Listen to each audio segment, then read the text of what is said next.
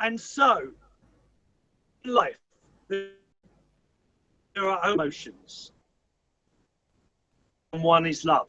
Which one do you want to choose? Hi, and welcome to the Way of Mindful Consciousness. Is Paul, Sifu, Boggie, Brighton. And now it's been taken off Breezy. Now you can see me. And welcome, Boggie, as I said, to... It's like your thought is going round in my head over and over and over again. Hello? Thought. You do realise we're live? Right, so guys, welcome to the chaos. The Way of Mindful Consciousness. Myself, Sifu Boggie, aka Paul Brighton. Also, my co-hosts. Boggie, mute yourself. Mute both your microphones. You sounded okay on my end, Chris. Chaos. That's it. That's got it. It stopped the repetition. Oh, okay.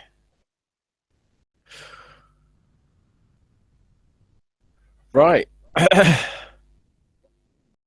It hasn't. Oh, crap. Let me rejoin.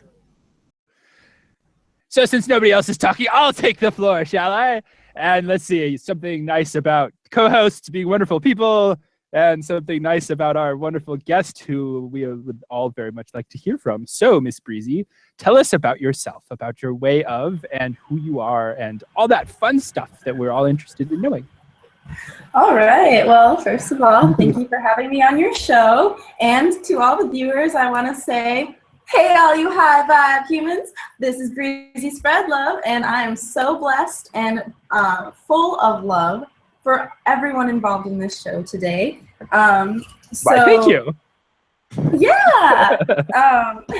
We've just been having a lot of fun off camera, so now we're on camera, and still full of fun and full of energy. And I guess I can start off by saying, like, one of my favorite quotes, and the quotes that I'm probably most known for saying, is stay healthy, stay light, and don't give up the fight, which I say at the end of every single I make. So yes, I am on YouTube. You can find me on Breezy SpreadLove. A lot of my YouTube videos focus on positivity, self-help, raising the consciousness of humanity, and really elevating that love aspect that Sifu was alluding to at the beginning of the introduction. And that's why, like, my last name is Breezy SpreadLove. And if you want, I can go into a little bit about my nickname, Breezy SpreadLove, if you would like me to.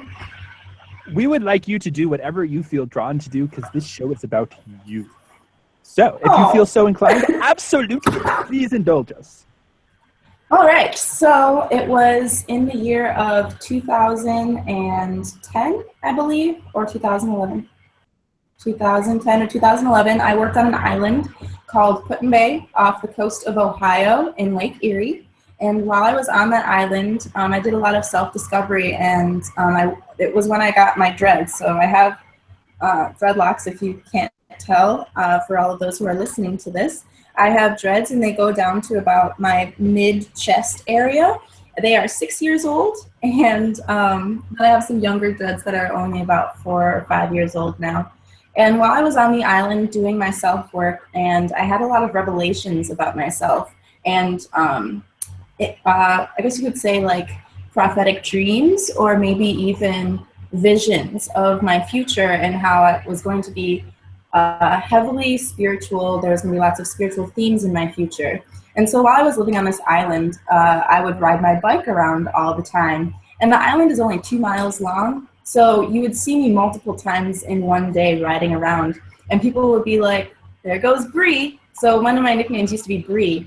And someone just automatically started calling me Breezy because I would just breeze in through their life, you know, and with all this love and positivity. And so Breezy was a light and airy name, and I really attached to that right away. And then So I came back and I started introducing myself to other people as Breezy and taking on this spiritual name of Breezy. And when I started to identify with that, I realized that I wanted to have a larger platform, so I started a YouTube channel. However, I also started an art project. So this is in like early 2012.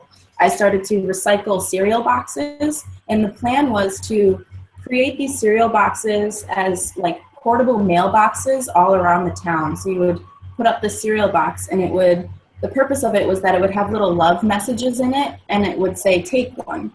And it was called the SpreadLove Box Project. And I was living in a house with like 10 other girls at the time, and it was mistakenly thrown away as because they thought it was trash, because it was just a bunch of recycled materials that I was putting together. And so I was really sad about that, because I never really got to launch the SpreadLove project. And then I realized I could through my YouTube channel. I could spread love through my YouTube channel. So I became Breezy SpreadLove in 2012. And really launched my Golden Guyan adventure. So what is the Golden Guyan adventure? Well, it's a crystalline being full of light energy traveling around the earth, spreading and connecting the crystal grid and connecting the energetic grid, and really making those connections with other people in other states or other countries like yourself. The golden aspect of the Guyan adventure is that golden creative life force energy that I really try to embody. And through creativity, I try to raise the human consciousness. So that's through things like making my videos or dancing. On my YouTube channel, I do have hula hoop videos. So that's one of my hobbies, is hula hooping. Cool. Yeah. If you search Golden Guyan adventure, the adventure aspect is the traveling aspect. So a lot of trips that I would take, I would document them in order to, one, make home videos for myself that I can look back on, but also to show that there are other people in the world who are connecting with each other and talking about raising human consciousness and talking about energy. And so you can go on my YouTube channel and you can find the Golden Guyan Adventure, which mostly revolves around this festival called 3 Days of Light Gathering. And that happens in Asheville, around the Asheville area in North Carolina. And 3 Days of Light Gathering is a space, is an opportunity for people who identify as a star family or soul family to come together and heal each other and connect, and then use what energy that they create, what energy they heal, to go out back into the world, back to their muggle jobs. I really like the way that you phrased that, Ethan. Right, yeah, so to go back out into the world and really be confident that there are people who are out in the world supporting them. So I will make a road trip, like diary almost, to show that it's not unusual for people to connect, and that to encourage other people to try and connect. Very cool. Yeah. So that's basically like my Breezy SpreadLove YouTube channel, which revolves around like my quote, stay healthy, stay light, and don't give up the fight. The stay healthy aspect was me trying to narrow down what my YouTube channel stands for, what I was trying to promote. And I want to promote health. I want to promote mental health, emotional health, spiritual health, and physical health. And really trying to help people come to an understanding of how they can heal themselves in that way, and that to remind them that that it's a continuous process. You keep working towards your own spiritual health. You keep working towards your own physical health. And just stay healthy and don't give up the fight. And the stay light aspect of it is also the spiritual side. It's really connecting with the divine, and it's reminding you to keep connecting with the divine. You're not like, keep going to those meditation events, keep doing your spiritual practice, whatever that is. Maybe it's going to church with your family, or maybe it is just taking a walk in nature. To just stay light also means to don't take yourself so seriously, which I've fallen victim to. I do say victim. I've taken myself way too seriously, especially in the past month working on my master's degree in counseling psychology. It kind of puts you more into like a left brain mentality. So you kind of have to think more of yourself in an egoic way and try and promote yourself more in an egoic way and saying like, I am worthy, look at this piece of paper. So really just staying light and trying not to take yourself too seriously. I know I have to work so hard just to say I know stuff on a piece of paper. So kind of laughing at that, exactly. Yeah, but that's the Muggle world. Much the Muggle world is it wants you to think that all these bits of paper, the money, these are all important. You know, having the car, the phone, this is all important. And the interesting thing is they're all fleeting. You know, is that if you think great Eastern philosophy that was also used when I studied psychology and did Open University on psychology. There's a whole thing of what you think or what you felt was important when you were 3 years old is different to what you felt was important when you were 9 years old, which is different to what you felt was important when you were 16 years old, which is different to what you felt was important when you were 26 years old, and so on and so forth. Yeah, I'm 26 years old right now, so I am taking stock of what's important. That's really funny that you picked that number. Well, I go with the Tao. The Tao tells me, the Tao, you know, the number pops up and I just say it. It's one of my tricks, one of my techniques, it's a Taoist thing. Yes, definitely. Definitely. Or you're just psychic and in tune with the universe. Little bit of column A, little bit of column B. Same. Wow, you guys are great. Yeah. So we're definitely staying light here on this broadcast. Definitely got lots of comedic energy flowing around right now.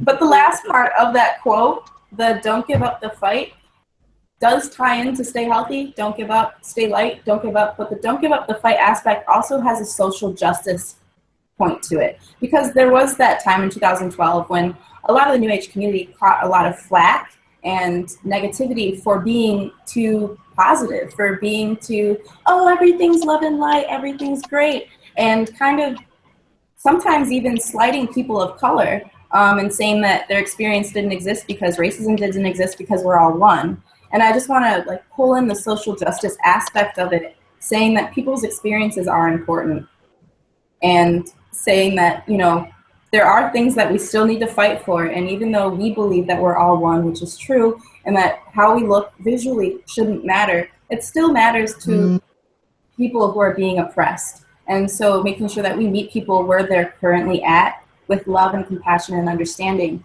So for instance, like the fight at Standing Rock, if you want to go to Standing Rock and fight against the Dakota Pipeline, make sure you research like Native American history. Make sure you understand fully what Standing Rock is, and, you know, try and understand that whether, like, what your ethnic background is does give you certain privileges that certain indigenous cultures don't have in our society. So making sure I have that social justice aspect is really important for me.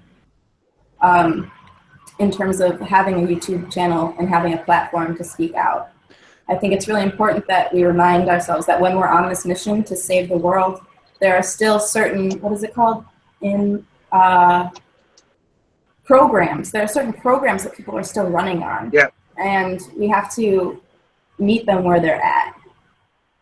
I have a question. Go for it. Go.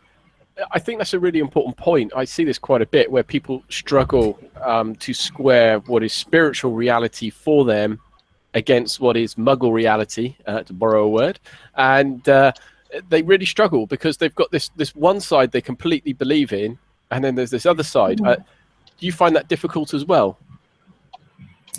Well, I've always walked the line of duality, for lack of a better word, because I'm half black and half white. So I've never been black and I've never been white. And I'm also bisexual, so I'm attracted to both genders. And so I've always straddled the spiritual side with the like Muggle reality often. And And you can see it in how I run my YouTube channel. I have some videos on my YouTube channel talk about Freud and Freudian psychology and how it relates to spirituality and the New Age movement. So trying to bridge that gap is really what I'm trying to work towards. It is hard because I can see how some people who probably have never experienced any form of microaggression, which is a term for like a subtle racist action, it might be hard for them to understand that still happens to people. One thing that I want to point out that some spiritual people might be able to identify with is when you see a Native American, or when you see like an Indian person, so like a Hindu, or maybe even like a Chinese person, you might put them on a pedestal and think that they're more spiritual than you because of their race or what they look like, even though that person might not even identify as spiritual. And so like understanding that is a stereotype, thinking that people of different races are a stereotype, is like something that I kind of want to chip away at. I don't know if I'm answering your question accurately. No, it's brilliant. I have another follow-up question, actually. So it sounds like you're really getting into the area of labels. You're this, you're that. Oh, because you're Y, therefore you're X as well. You've kind of, because you're, an Indian, therefore you're really spiritual and in touch with nature. And you start applying labels and more labels to people. Be careful what you put on the pedestal, because otherwise you might put it too high and you can't reach it. It's what you were reminding me of there. Yeah, it is kind of like that, and that kind of doesn't promote equality. It doesn't.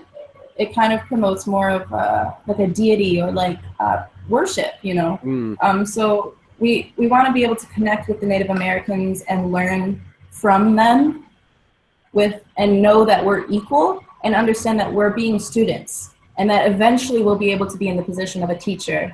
Right now, though, they are the teachers, and understanding that, there's equality there, but there's also like the respect aspect, and that's not saying that they have authority over you, but saying that, I respect you because I'm trying to learn something from you, and eventually I'll be able to teach you in return. The old Eastern saying is, I use it a lot. Everyone and everything is your Sifu.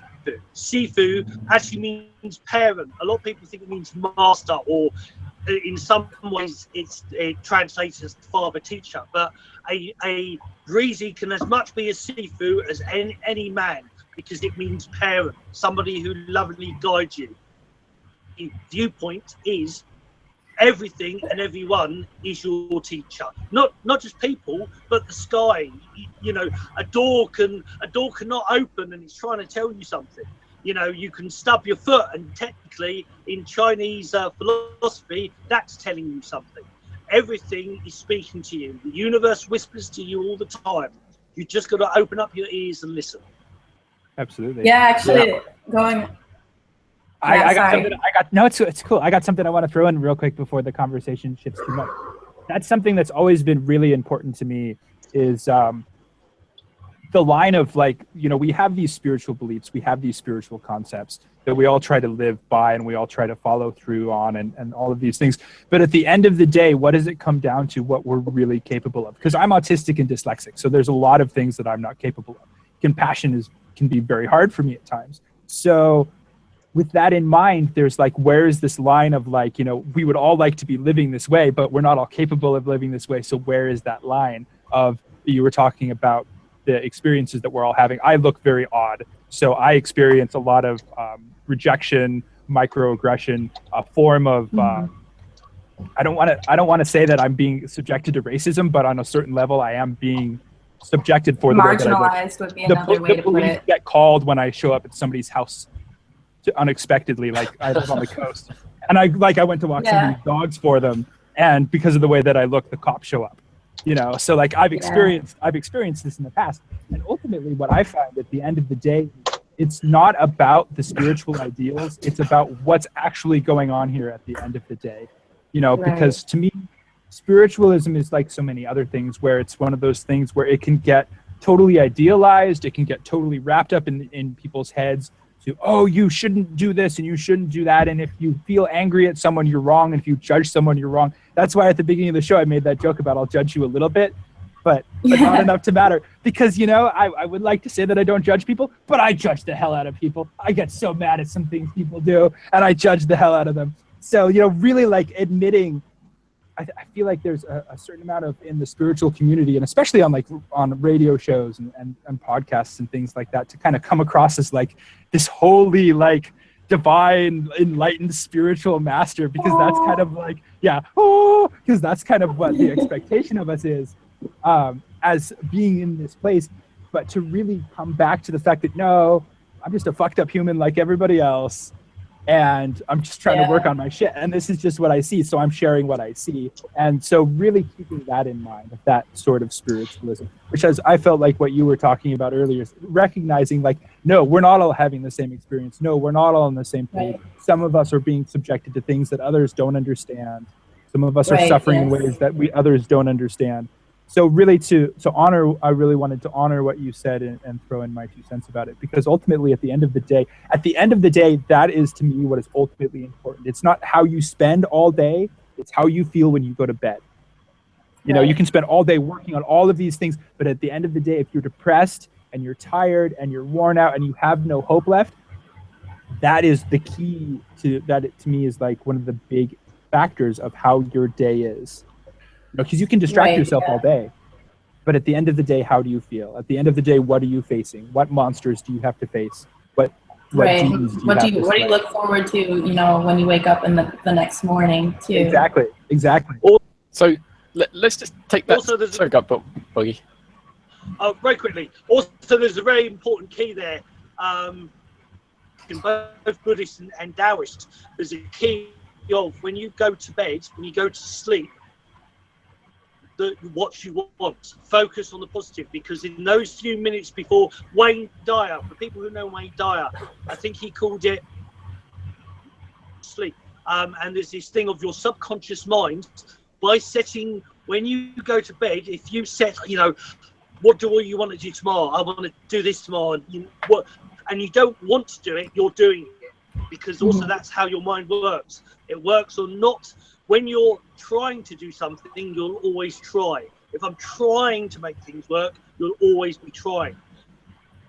In the way of, by saying, I'm doing it, I'll make that work. I'll make it happen. I can, you know, the positivity, I can make these things happen tomorrow.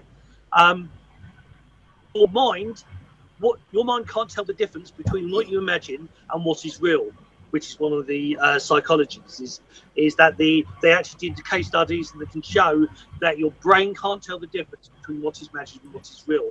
So the whole point of positive thinking is, in that in your head, you will actually create these programs. You'll reprogram old programs for you to create new ones. And also going to bed happy and going to bed for tomorrow will actually make tomorrow a better day. Yes, absolutely. Yes. Chris, the universe you have a question?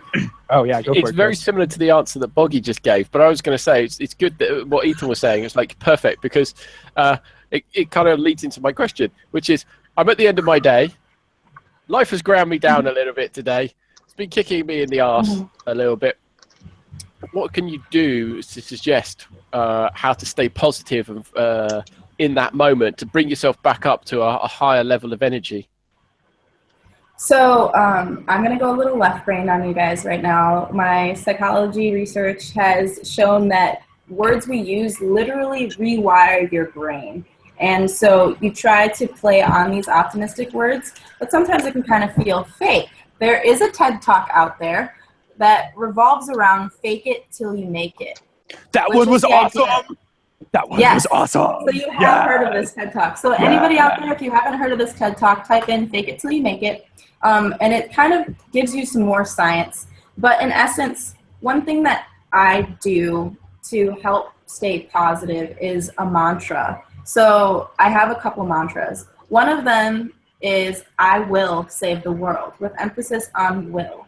I will save the world. I don't know how I'm going to do it, but if I keep saying that to myself over and over again, somehow the universe will give me things, or things will come into my awareness, and it'll already be in my awareness that I want to save the world. So when something jumps up and says, this is how you do it, I'll automatically hone in on that, and I'll be able to take care of that. Another mantra that I use is, we have a lot of negative self-talk, which is like when you stub your toe, for instance, you go, ow, God, I'm so stupid. Or, you know, when you spill coffee everywhere or something bad happens and you're like, God dang it. And you have that negative tone set in. I say 3 times, but then I heard research says that you should say it 5 times, but 3 times is enough for me. I say, I love myself, I love myself, I love myself. Just 3 times. And it really helps my brain and reorient it towards forgiving myself for whatever little tiny infraction just happened, and moving towards a solution-focused mentality. Another mantra that I use is one that I learned from Shri and Kira. They're a YouTube couple, and they do like mind calendar stuff. But it's, I am here, I am ready, and I am guided. So it's the idea, and I connected this sequence to my chakras. So I am here, and so I'll sit there and I'll visualize I am here, and I'll visualize my sacral chakra and my root chakra lighting up, grounding me to the earth. I am ready is my power chakra. I'm ready, I'm rising to this occasion. If I feel stressed out, if I know that I'm having a panic attack or something of that nature, I see it as my body preparing itself for whatever challenges come my way. And I tell myself I am ready and I'm in control. And I am open. That's the heart chakra. I am open to experiences. I am open to people. I am open to loving myself and others.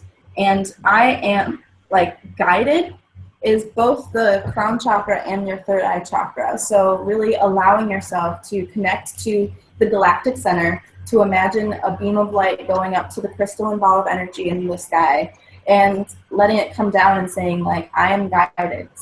In recent days, this has changed to guide me, so that I feel like there's something guiding my actions. So I feel like my thoughts and my words and what I think before I speak is really comes from a spiritual source. And so I try to say this in stressful times. I said it a couple of times before we went live, just to help ground me and energize my chakra system. So I invite people to use this. It's because it's not too woo-woo. It's more, it's not saying I am all positivity, I am all love and light. It's really focusing on, you still have shadow aspects, and you're not denying those shadow aspects. You're saying I'm here. You're saying I'm ready. I'm open to my shadow self, and guide me. Allow me to make mistakes, but show me how I can heal from those mistakes as well. So those are 3 mantras that I use. I will save the world. I love myself, and I'm here. I'm ready. I am open. I am guided. Cool. Awesome. Well, that's an important thing. There's a lot of people who focus on positivity out there, and you've got the universe is all about this fella. The universe is all about Tai Chi. Oh, look at that. Yeah. Oh, the cool hammer. There's a certain person created me this hammer. I wondered who it was.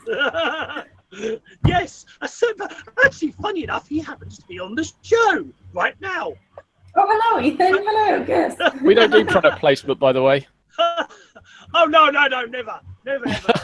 Right, but yeah, is that there's always good and bad. So yes, you are going to have dark days. You are going to have bad times. They happen. Shit happens. But it does. Shit is also holy. Everything is holy, also shit. Turn it into manure. That's the actual key. Is turn your frown upside down. Find a way of balancing it. Find a way of making things better. When you find yourself saying that, SHIT is an acronym. Spiritual help is there. Okay, it's an acronym. So spiritual help is there. And when you find yourself being like, oh shit, you know, you're just like, oh wait, you know, okay, I can do this. Like, okay, I got guidance, you know, I'm on top of the world and everything. You know, what's funny about the yin yang that you just brought up is I actually have a tattoo on my foot of a yin yang. Let me see it. Can you see it? It's right there. Nice. Yeah. So it's Cool. the yin part. My sister has the yang part. So this is my sister, and I carry her around. And she's more of the yin energy, and I'm more of the yang energy.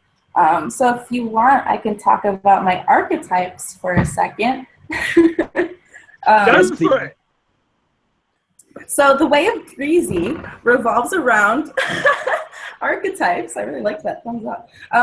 It revolves around archetypes. So I really identify with my star sign, which is a Leo. I'm a lion. I have a huge mane here of hair. And it really, aspect to me is about leadership. It's about bravery. It's about strength. So whatever the Leo energy means to you, or whatever the lion energy means to you, I embody that. At least I try. When I'm feeling down, I go to my archetypes to help remind me of who I am.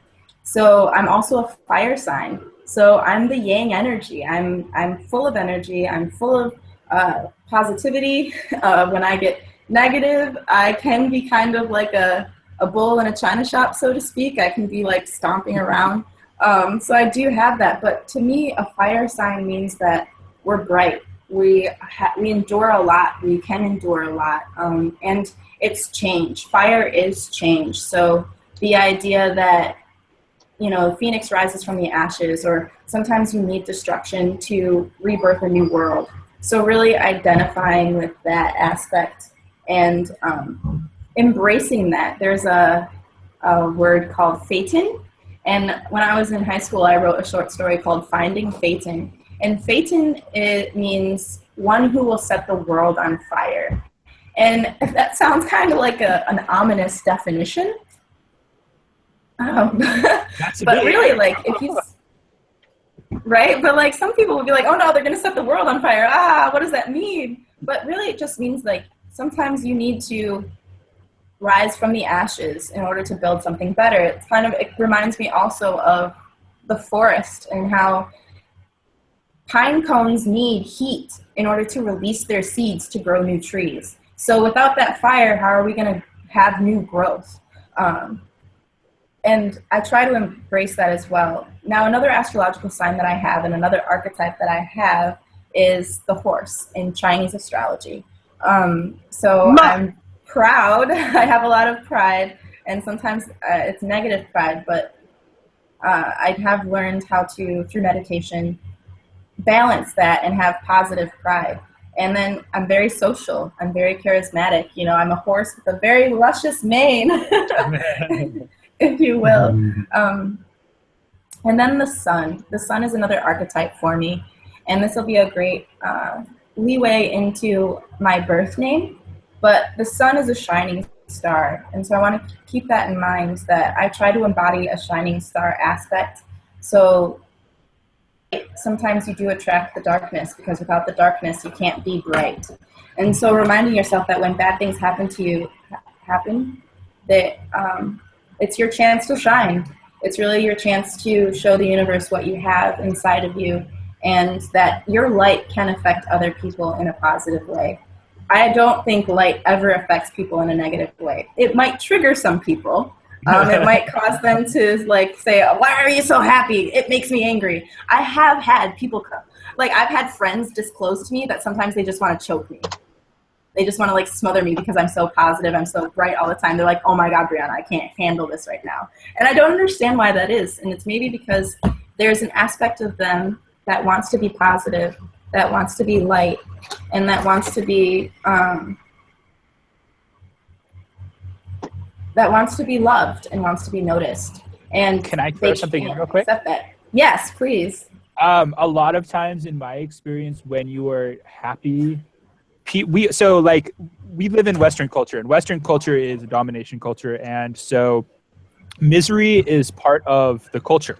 It's expected. You're expected to suffer. If you're not suffering, what the fuck is wrong with you? You're not suffering enough. Because everyone else is suffering, so you should be suffering too. If you're not suffering, that upsets people.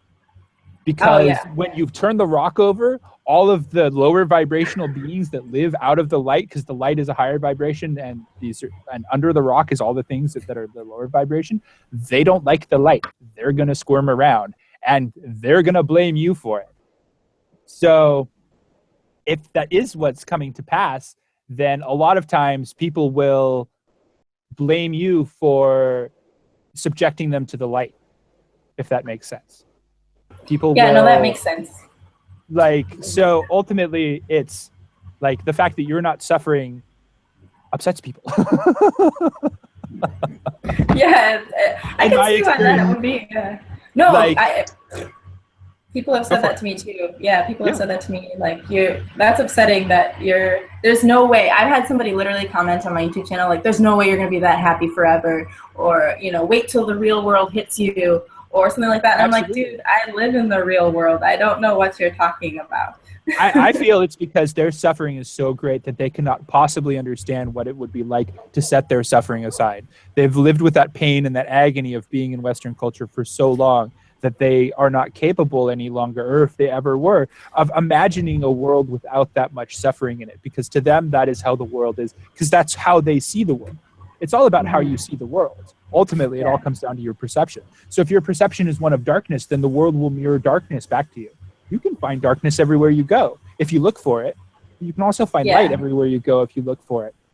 So if you're always looking for dark and you see someone who is living in the light, of course it's going to make you go, "Arr!" Right. And it seems a little bit beyond their reality too. Exactly, and that is the cost that you have to bear as a being of light, being a light worker. And I've had this problem for years, is that when you stir the pot, you're going to get a face full of fumes. That's just how it works. And a lot of times that pot hasn't been stirred in a while. It's manky, it's nasty, and you need good solid nose plugs, because exactly. So that's my 2 cents that I wanted to throw in. No, thank you, because that does bring up a good point, because I am a pot stirrer. Well, just to let you guys know, I am a little dyslexic as well, so sometimes I have trouble like reading numbers and things. But you came to the right place. Yay, welcome to the dyslexic club. That's right. I feel so accepted. So for a while, I had a hard time fitting in, and decided to make my own way. And because I'm half black and half white, so I was never really accepted by the black community, and I was never really fully accepted by the white community, because people would say, white people would say to me, "Oh, you're not that black," and then black people would say, "Oh, you were raised white, you're not really black." And so I was like, well, okay, well, I guess I'm just who I am, and I'm glad I approached it with a positive mindset, and I'm glad that my soul knew, because logically, if I think back to when I was a young child, I don't think I logically chose or consciously chose to make my own way. It just sort of happened, and my soul guided me to be who I am today, and to accept that I would always be bridging the gap between whatever was propping up in our society. So I guess I'll take the time right now to tell you what my birth name means. My birth name is Brianna Breezy Scott, and my parents named me that for a reason. Okay, I'm the firstborn child. I am the first female child on my dad's side of the family. For generations, they were only having male children, and females married into the family.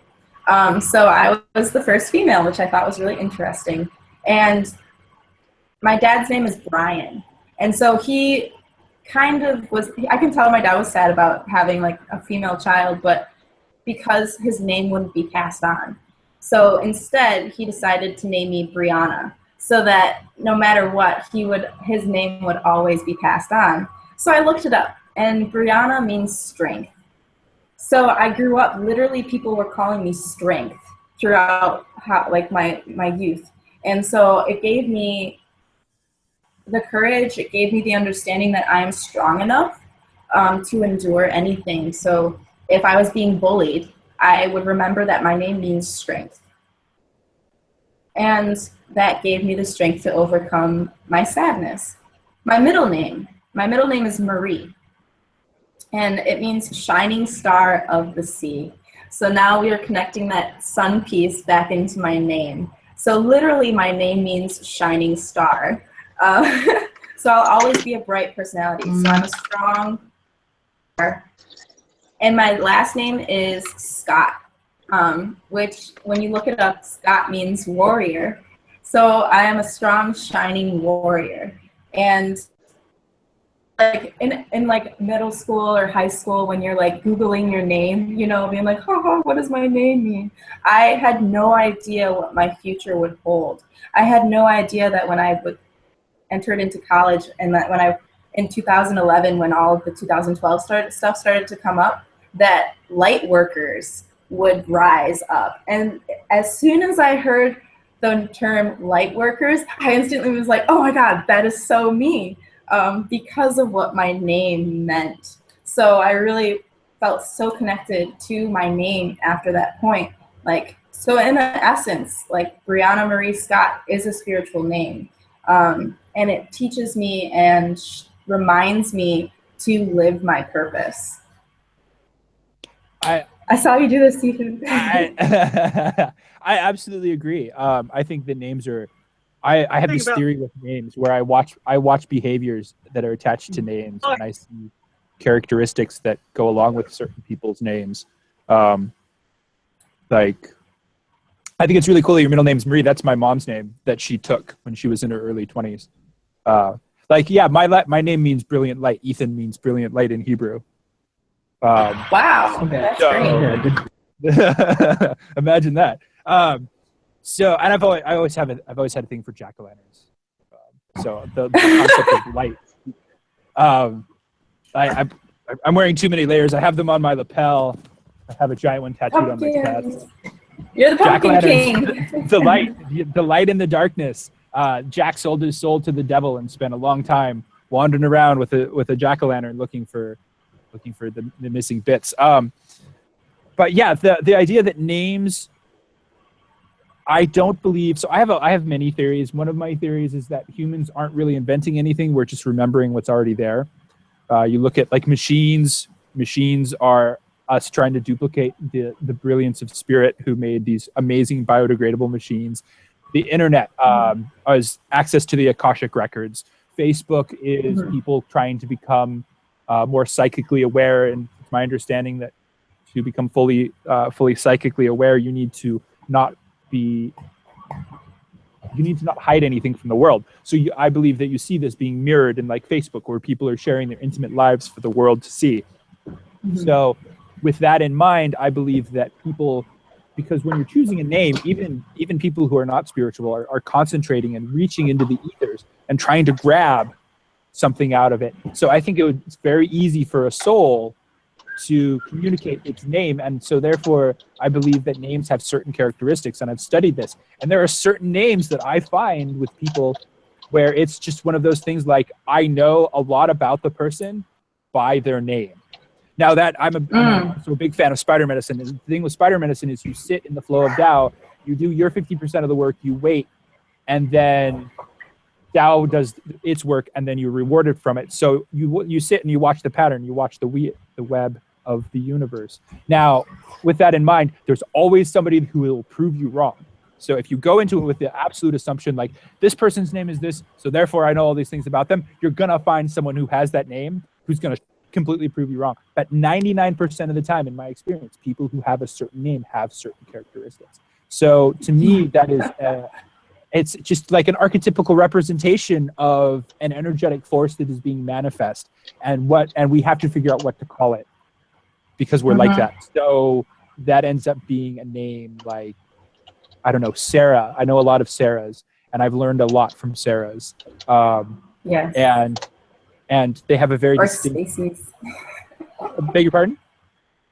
I have like a Stacy. Like I met several Stacys who actually had certain traits in common. They weren't all mean, But one of the traits that I found that was in common was like judgmental attitude. And I was like, oh, Stacey's, why you gotta be that way?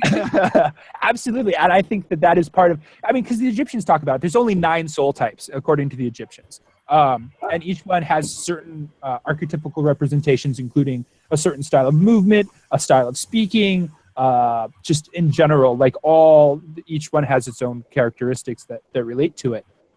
So I absolutely believe that holds true for names. Mm-hmm. And in this case, that the attitude that you saw, or from my experience with Sarah's, they have a certain attitude that goes along with them.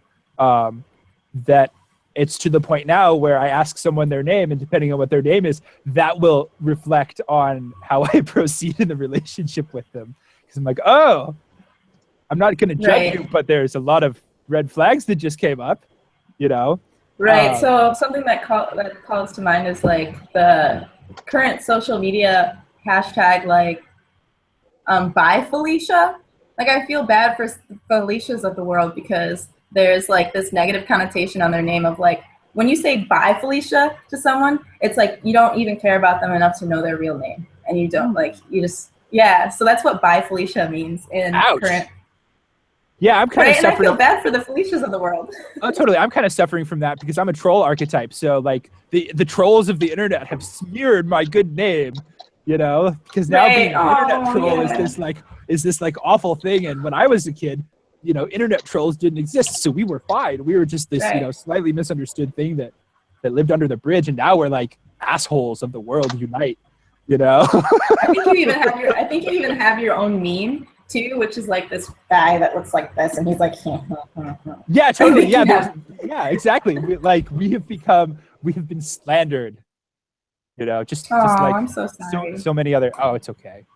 We've been through this before. He's like, I gotta heal you. We've played this game before. So yes, absolutely. Archetypical representations. I'm a big believer in archetypes, in how they manifest and the different tools that we can use. I make custom clothes for people, and that is highly based off of archetypes. Personal archetypes, story archetypes. One archetype that I strongly identify with, and the Breezy SpreadLove character is a Amazon warrior archetype that, she continues to fight for what she believes in. She is really strong and is a strong woman. So maybe even if you want, the Wonder Woman is a huge archetype that's coming up. So if you want to look at the warrior energy that I'm trying to portray and promote is kind of like that Wonder Woman archetype.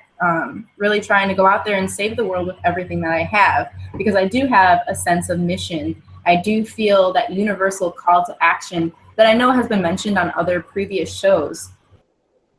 You guys have talked about this in the past of having a sense of mission and feeling that call from the universe to rise up and be a symbol of strength and a symbol of peace and justice in that sense. And so I really want to weave that into my profession. So I do have a Bachelor's of Science in Psychology, and I'm working on my Master's in Counseling Psychology. And I'm also going to be working towards getting a holistic health certificate. But all of those are just pieces of paper in a way so that I can also prove to some people who are still stuck in that left brain mentality that I have studied this. I have tried and gone through and done I'm doing my self-work. I will continue to do my self-work. But I want to be a StarSeed counselor. I want to really help other people who have, ignited their light, but might be struggling with this muggle reality, might be struggling with questions of identity, might be struggling with even regular mundane things, but really helping them understand those existential questions. Who I am, what is my purpose? And so that's why I'm trying to market myself as a StarSeed counselor, because I believe that that's a demographic, so to speak, or a marginalized group of people that might not go to regular counseling. Because if you go to regular counseling, you'll probably have all these labels slapped onto you, maybe even be attracting diagnosis labels to you, because maybe that person isn't in a StarSeed mentality, a light worker mentality. So I really want to be able to put myself out there as a StarSeed counselor and start counseling people who have existential questions, like what is my purpose? And that's like a warrior aspect in and of itself, because when I bring it up to my colleagues here in the department, they kind of look at me like, okay, Brianna, well, it's not really fully researched, and we don't know what you mean by StarSeed. And the closest thing I can really explain it is like there's a branch of psychology called parapsychology, which deals with extrasensory perception.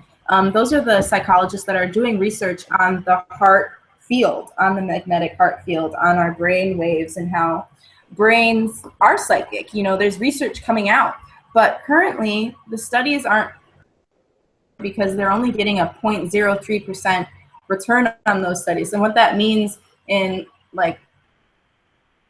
what it means is they're doing jargon. Right, yeah, they're doing a study and only 1/3 of the results are consistent. So you can have a psychic experience, but if you try to do the study again, it might be a different experience. So the energy has to be right for psychic experiences to flow. And that's what the literature is saying. But to a left brain psychologist person who is more into clinical research, that's not a theoretically grounded treatment. So they're not going to look at it as deeply. And so when I talk to my colleagues about becoming a StarSeed counselor, they raise these questions of ethics. And is it ethical? Will I be doing the client harm? And there's also, so distance healing. That's something that, you know, people have a hard time wrapping their heads around. And I try to promote it, but that is why I have this character called Breezy SpreadLove, so that people who are a little more left brain will be more open to it, because they'll be like, oh, she's acting, but they're still getting the information. They're still downloading those energetics into their DNA sequence when they're listening to what I have to say, or when they're listening to what any of you guys have to say. They're going to be like, haha, they're acting, but they're still hearing it.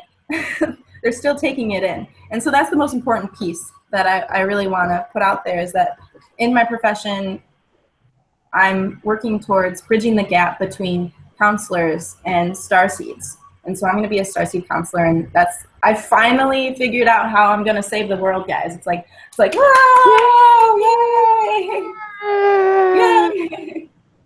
Because, you know, I'm going to, so another aspect, like I have a lot of quotes, or I have a lot of people in my life that I say this to, which is, I will save the world. I'm going to do it one person at a time and one adventure at a time.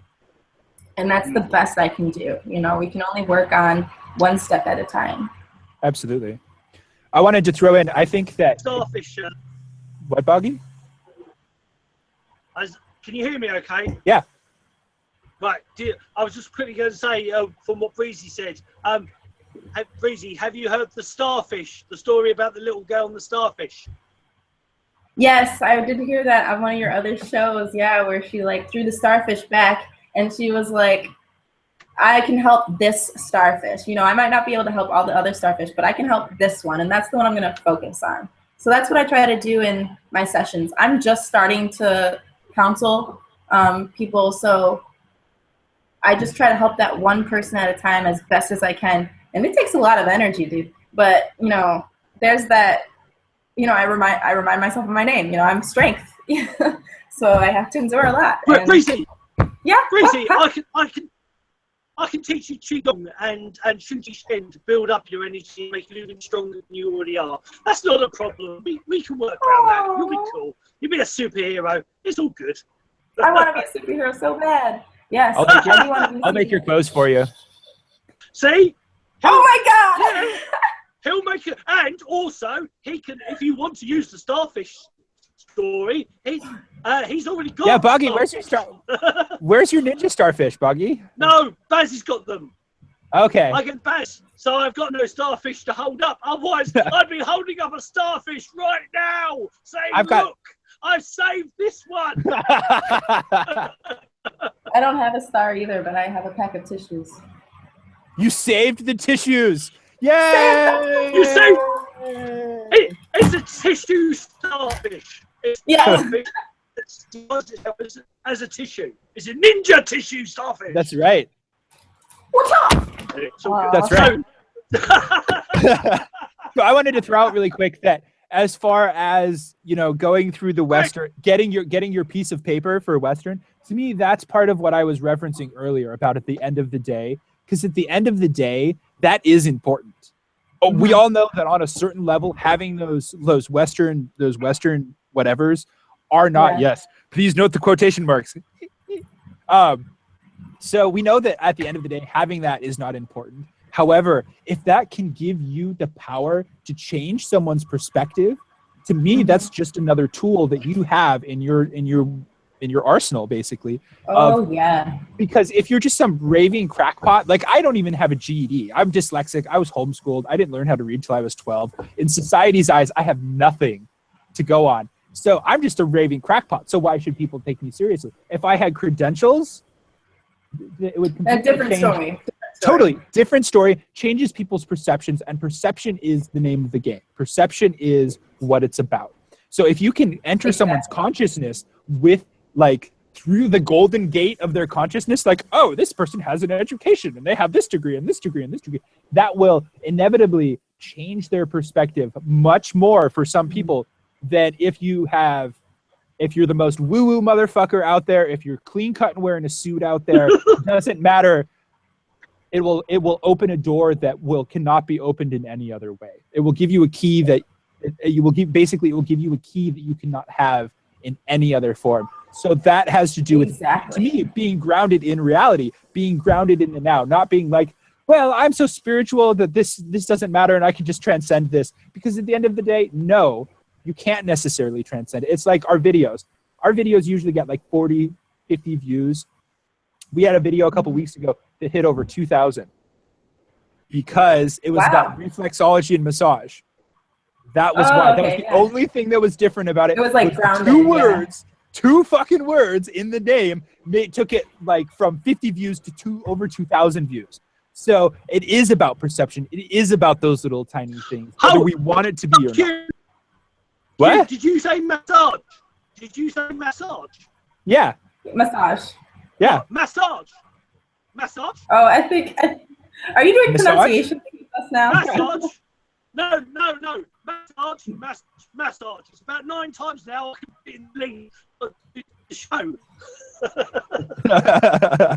We can say massage and reflexology, we can put it in the name of the show, and then it'll get 2,000 views. Right. Well, I just want to steal a quote. I want to steal a quote from Brendan Culleton, the creator of Paradigm Shift. He has this quote called "Hacking the Matrix." And when I decided to go to college, when I decided to go to get my master's degree, I understood that the purpose of getting my master's degree was to hack the matrix. It was to do exactly what Ethan is talking about, which is in order to open someone's perception so that they'll be a little bit more open, a little bit more receptive to what I have to say. And that's exactly why I'm doing all of this hard work. I value a hard work ethic. I actually have nicknamed my work ethic. My work ethic is nicknamed Responsa Bunny because I know, I have to do a lot in a little bit of time. So I'm working very fast.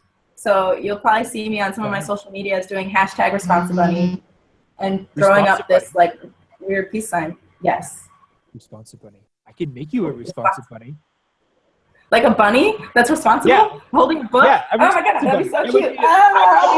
Hey, so Ethan. What? With a tie. A bunny with a tie, yes! And I can tie a tie. I know how. I am that kind of a weirdo that knows how to tie a tie. So that's the point of familiars. Is the mythic ear familiars is like Bunny Goyle here. They are the guardians of your inner child, and they are here to help hold a certain vibration and a feeling tone, so that way they can remind you of that part of yourself. So Responsa Bunny, it's going to happen. Mm-hmm. Yes. Oh, it should happen. It's like a high energy, it's a high energy, and definitely it does pull in that childlike mindset. That's like why I have it, is to remind myself to stay light. Even though I'm working really hard, bunnies are so cute. Like, it's so cute. Yeah. Yes. So it reminds you to just stay positive and like keep working hard. You know, bunnies work really hard. I Yeah. think. Yeah, they do. They do certain things. They do certain things really hard. It's like That sort of thing. for all of the listeners here, I just did like an explicit gesture. Damn, we just went up to PG-13. Ooh. I know. I am so sorry. That's okay. Generally, when I start talking too much, it goes up to R. Don't feel bad. He swears like a trooper, so most of our shows are anyway, just because of this. Yeah. It's all good. My dad was in the Navy, and he was a construction worker, and then I became a construction worker, and I worked in kitchens. So my sense of humor, kitchens.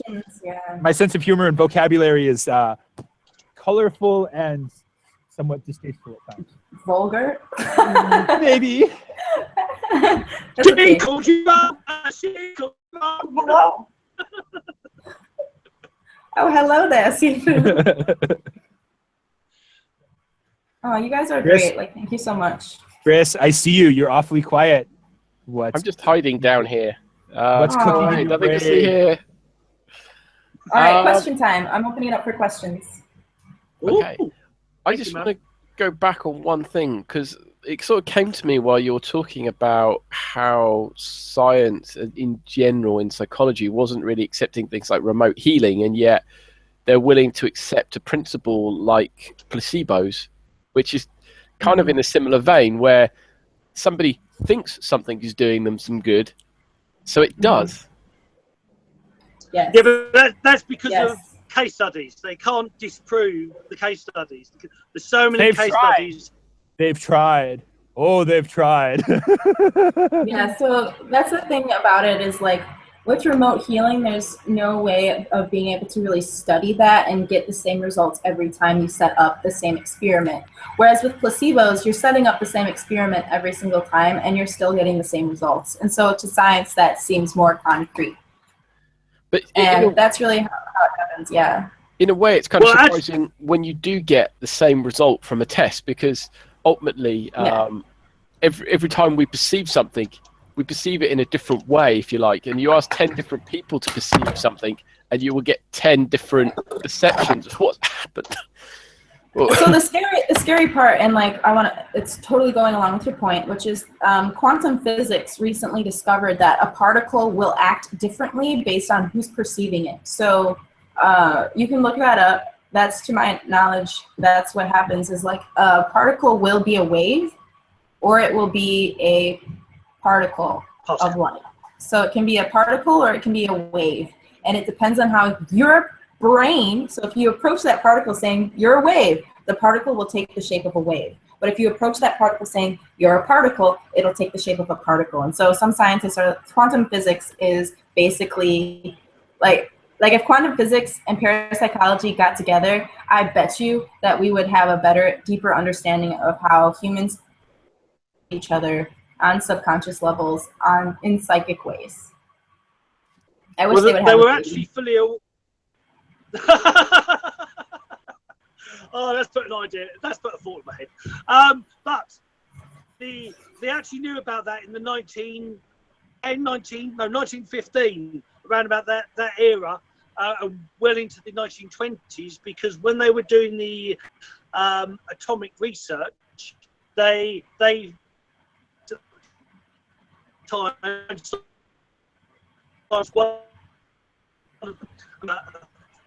Boggie, you're breaking up. Maybe if I put my head closer to the screen, I'll be able to hear Boggie. Yeah, maybe I'll try it too. Have I gone quiet again? Yeah. We're all breaking up. All right. I can hear him now. It works. Okay. Oh, it stopped working. Sorry, Must I'm have scared him. Oh, I can do that too. Can you hear me any better now? Sorry, I'm making faces. Yes. Yes. A little bit. Responsible time. Continue. Ethan, can you hear me any better? I can hear you, Boggie. I missed you. Bunny Goyle missed you. Oh, too. right, cool. Okay, Oh. right. I just want to quickly say that the whole point in science with the whole point in case studies, the reason you have blind case studies is because of the fact that back in the around about the 1910s, 1920s, they discovered when they were observing particles that the observer was affecting the experiments. So you actually, this is why within psychology and science, in science itself, case studies are all blind, because they know that the observer affects the experiment. And this goes on to the placebo effect. The whole point was to the people better from sugar pills, and that was because they believed they were taking the real thing.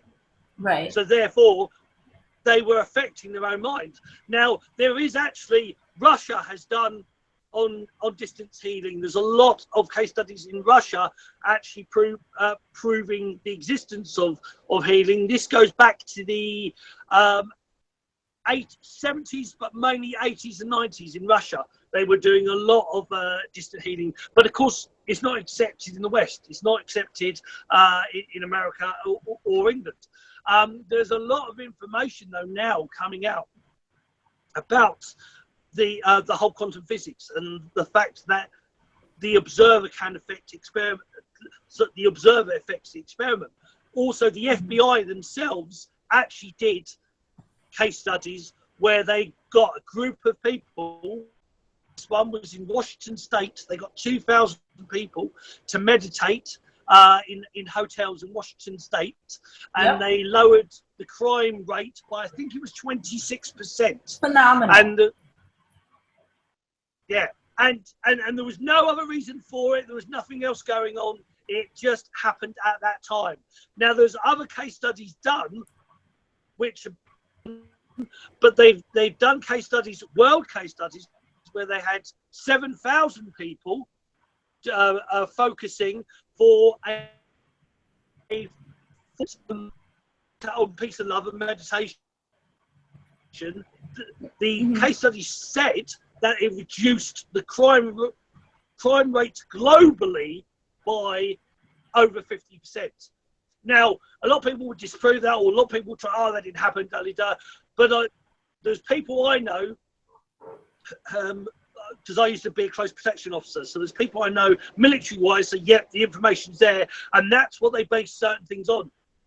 The whole 100 monkey effect, all these sort of things are all echoes of all this information. So the information's there.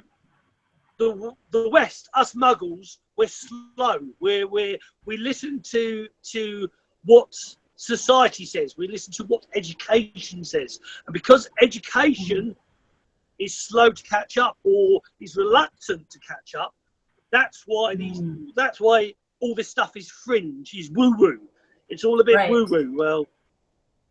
Well. So I have some positive light to shed on that. I'm also a teacher's assistant in the Holistic Health Department here at Western Michigan University. And as a teacher's assistant in the Holistic Health Department, we focus on CAM, which is complementary or alternative medicine. And so the class I help teach is 200 students. Most of them are freshmen, so 18 years old, fresh out of high school. And we are literally teaching them meditation. We open class with meditation every day. And then we talk about how food impacts your health spiritually and mentally, also emotionally, and how like eating certain foods can affect the chemical composition of your brain. So the class I literally teach is a way that we can help bridge the gap between these misunderstandings. You know, like you said, education has to catch up. We have to start using this basically ancient knowledge, because it's always been around, you know, herbal medicine from Chinese medicine, Ayurvedic medicine from India. It's been around and it works. And we have to start teaching kids how to integrate that, and how to, that it works, and that it's scientifically proven, and that some things that their parents say or that their religion might say about it aren't necessarily true. And to be open, shifting their paradigm. It's really fun because I get to talk about paradigm shift in my class, and like how you can shift your paradigm, and opening it to a more integrated, interconnected worldview, and trying to, it's really hard to get these 18-year-old kids, I do call them kids unfortunately, but like it's really hard to get these kids to open up to seeing how everything's interconnected. Some people don't understand how recycling, like them taking a cup to the recycling bin, has a huge impact on the world. It's really hard for them to really see that. And so basically I feel like sometimes I'm literally standing in front of the class with a hammer trying to like bang information into their head because they are kind of blocked off to it. But that's part of being a light worker. You know, it's part of like who each and every one of us is. I see when you have people on your show, I see it in them too. Like the strength, the call to action is that call to help open people's doors and help break down their walls that they have set up against something that is ancient and it's accessible and it's real and it's right now. But that can be the hardest thing because I'm going to use a river analogy. You know, if all the other fishes are swimming downstream and you're kind of swimming upstream, it's really noticeable that you're swimming upstream compared to everyone else. And so it's very hard to be, what's the word? I know you end up looking like me. Me! I guess my point, me, you know. I guess my point is it can be hard to stand out and actually think for yourself and to go beyond what is so comfortable and accepted in the world. You know, there are things like science is the holy grail of everything in our world. It's like science says this, and then what people tend to forget is science has said a lot in the past, which has then been revised and revised again until we have this new model of what science is. Anyway, sorry. Science is a religion. Science is the what's it called? The religious beliefs of the structure, the societal structure in which we live. So since everyone is all factual now and it's not God made this happen, it's that science basically made it happen. So to me, science has replaced religion for people. So when you tell them that their science is wrong, you're telling them that their religion is wrong. And that's pretty stimulating for a lot of people to tell them that their religion is wrong. What you believe in is incorrect. It takes a very strong person to be like, yeah, I guess that could be true, and not be like, hey, fuck you. Oh, I made it. I would like to see science be more open as well. Like, be open to the challenge of, you know, taking because this is what I understand from the scientific community itself, is that there's a lot of stagnation in science at the moment because they're not challenging the science that has come before it enough, and therefore they're not making the same advances in science that they have previously. And so, as above, so below. I mean, you see that in everything in our culture. People don't have to work for a living anymore. Kids have lost their sense of purpose because of the Industrial Revolution. Children no longer have a job when they're growing up. You know, like the older generations had jobs on the farm. They had a purpose. They knew what they were doing. It wasn't, I get up in the morning, I go to school, I come home, I play video games, I put something in the microwave and eat it. There's not that sense of like belonging. There's not a sense of purpose to people's lives anymore because life has become so easy. Absolutely. And also there's the mentality of like, even if I do make a connection with, say, I go to the grocery store and I pick up those groceries, I'm not necessarily even going to talk to the grocery store person because I can just go do the self-checkout. Or I'm not going to necessarily talk to the farmer that grew that food that I just bought because it is frozen and it's packed away in packaging. So totally, there is a sense of disconnection and a lack of self-worth. Sorry, I'm just going to cough for a second. Oh, it's cool, Chris. There's something that I find to be very true and interesting in this as well, is that as we become more technologically advanced, we're just as social as we were. You know, you're still talking to the same number of people, but now you're talking to your core group of friends. You're being an elitist in your friends because you're not talking to. I try to talk to everybody. I talk to everybody at the store. I spend a lot of time at the fabric store. I talk to people in line at the fabric store when we're getting fabric cut.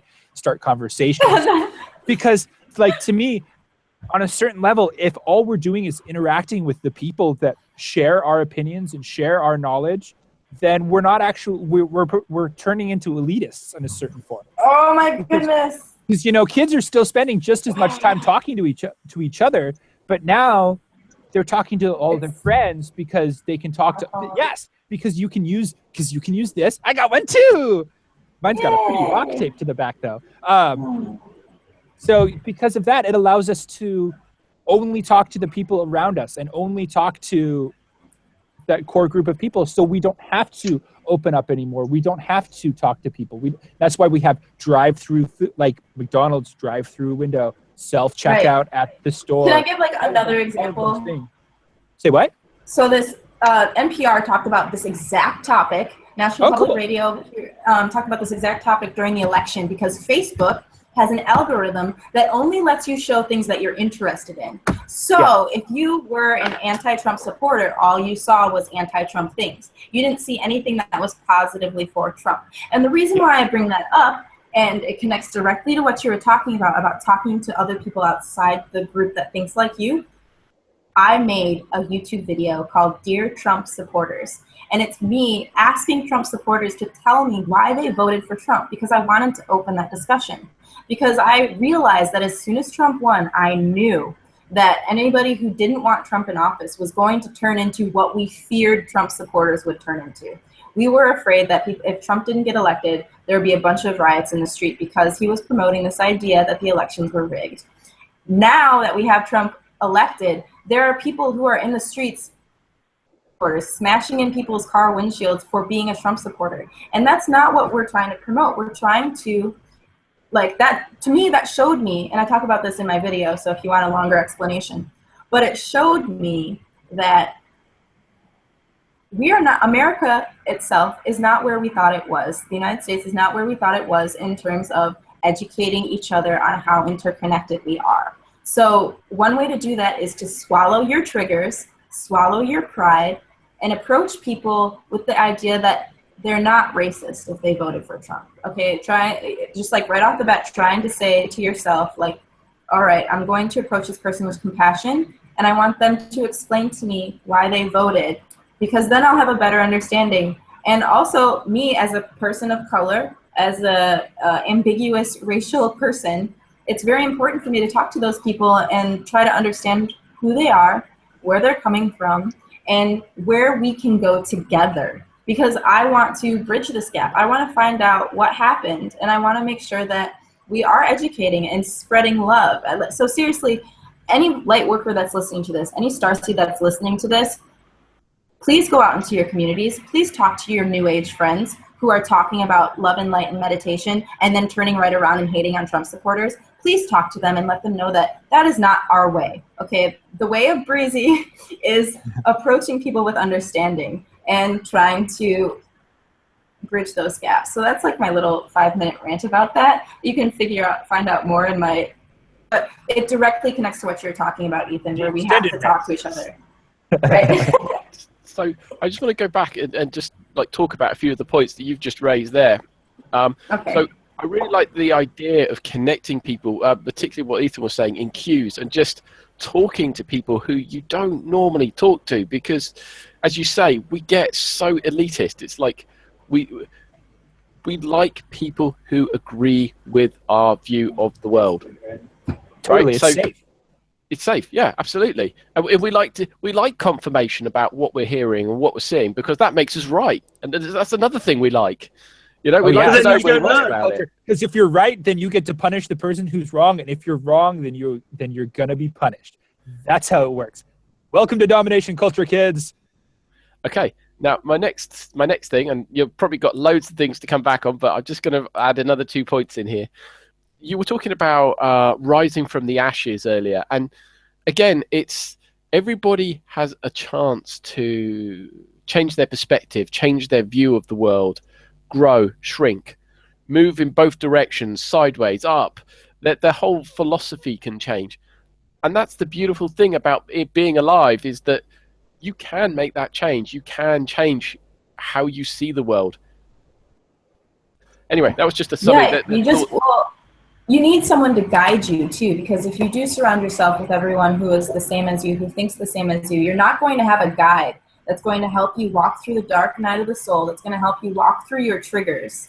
So you need someone to help, educate you. There was a State Farm commercial, or I forget what company did it, but there was like a black friend security for white people, which was like when a white person said something like kind of offensive to a black person, they're like a good neighbor, my black friend is there. And then like their black friend would pop up and be like, hey, whoa guys, like this guy, he's like on a journey of discovering his own like microaggressions. So just like be compassionate and like help him understand what he said was wrong instead of just blatantly accusing him, you know, like a good neighbor, my StarSeed is there, you know, be that person that's like going to be a good neighbor and help someone understand like this person is still growing. You know, we're still trying to change our mentality towards certain people. Like I personally, so this is all part of the process, I'll admit I was racist for a while. For a while, I would not date black men because of the stereotypes that society had told me about them.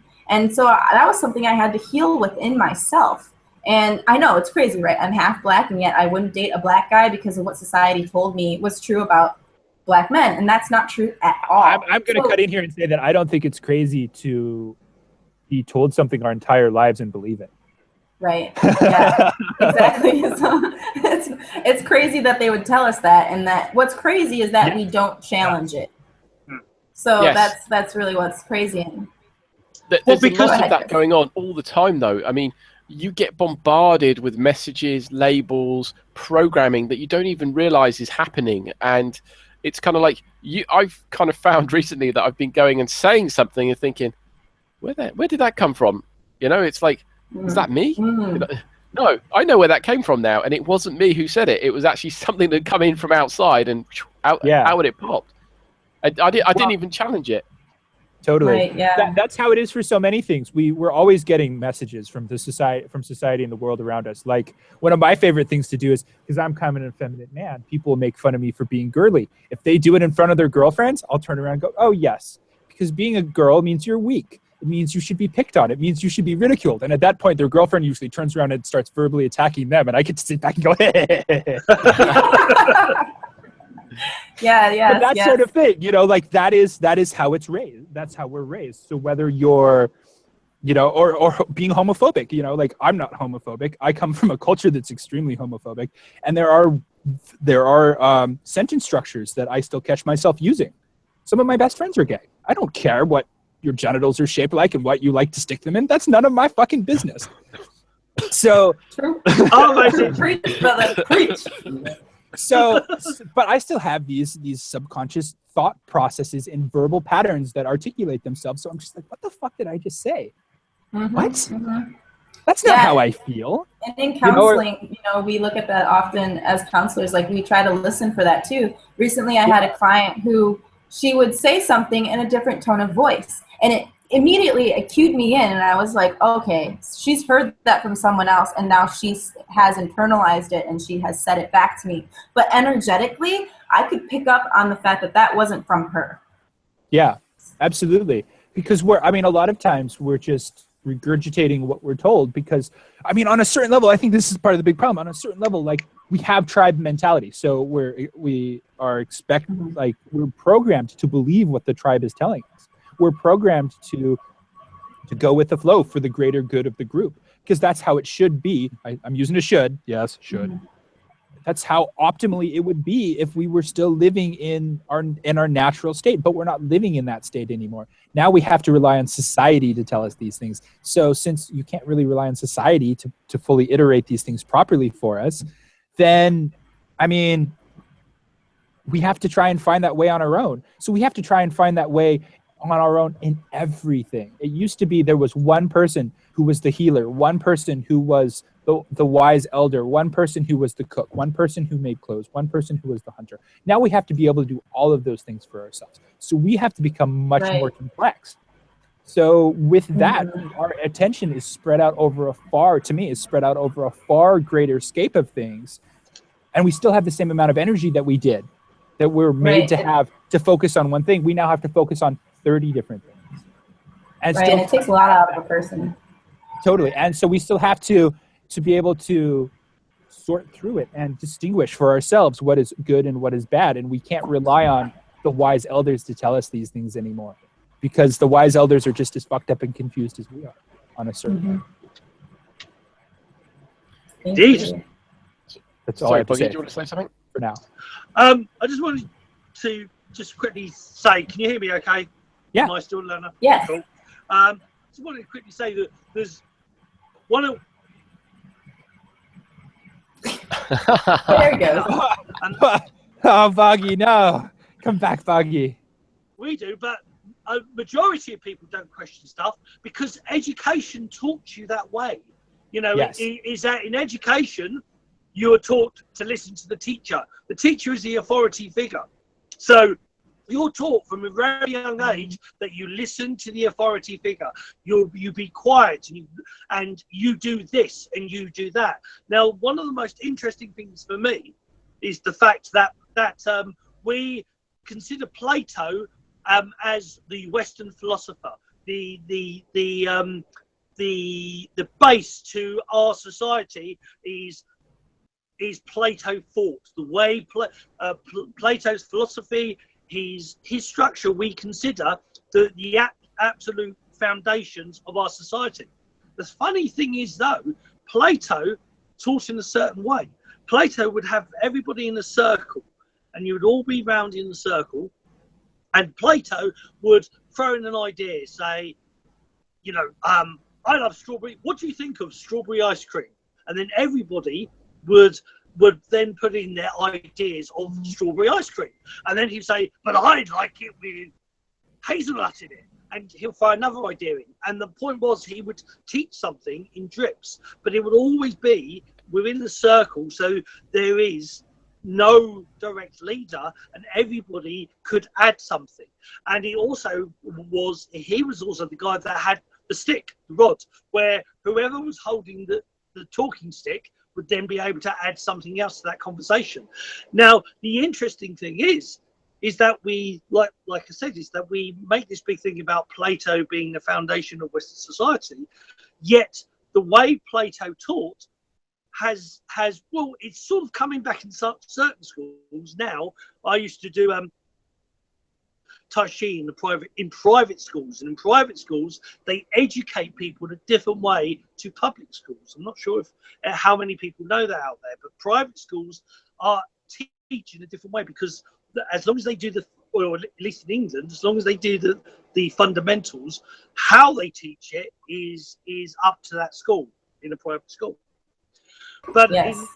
in public schools, it was very much because of the industrial age, and we have the industrial age in essence to thank for schooling, because they needed people to be educated enough to be able to and to be able to do things without killing themselves or anybody else.